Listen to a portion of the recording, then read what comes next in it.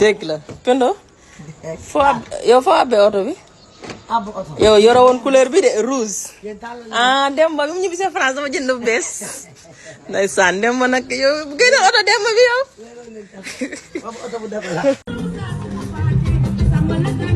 nee naa ko tey lépp lay meej barki yéen di maa ko mën bilaay walaay wa taalaay su may dox di reetaan sa Demba maa ko mën 44 fois dama ragal a wàcc Demba doo sama raw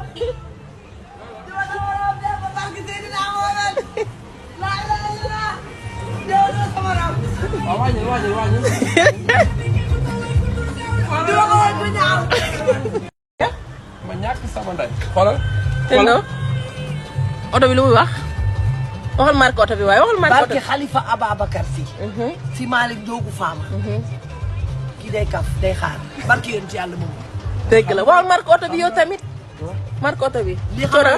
mënul xam marque bi parce que oto bi foofu la coroke la oui ma déglu ma mënut a xam mënul xam marque oto bi xam nga oto bu ñu la ko abalee duñ la wax ay marque bi lan la dañuy abal ne la demal ñëw waaye doo nekk à l'aise doo nekkul à l'aise bala nga xam da nga jël xeet waaw waaw oto bu ñu la ko abalee depuis Yoff nga wéeri pour ñëw indi set ñu gis te da ngay profité parce que du fanaan ci yow dem ba yërëm naa la sax si diggante bi nag dëgg yàlla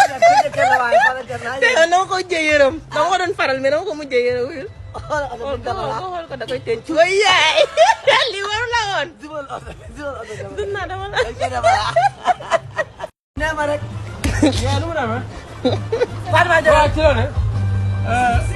jëlal li waa jaa ngi nii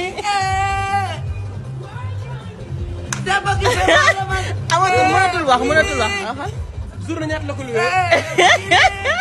journée ñaata la ko luwee 25000 wala 20000 location fu mu jëm journée ñaata la ko luwee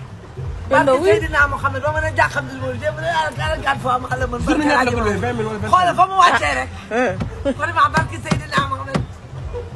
waaw dafa jaawale instant yi daanu nga dangaa daan instant yi xaloon nga xam nga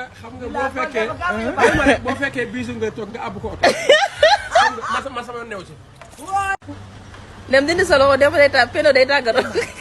waay garaaw de àdduna nii rek la bi ñu yow yàlla wal na sa bopp ci man ciao ciao Pendo kontaan nañ ci visite bi neel bisu maa ngi koy nuyu bisu jaga na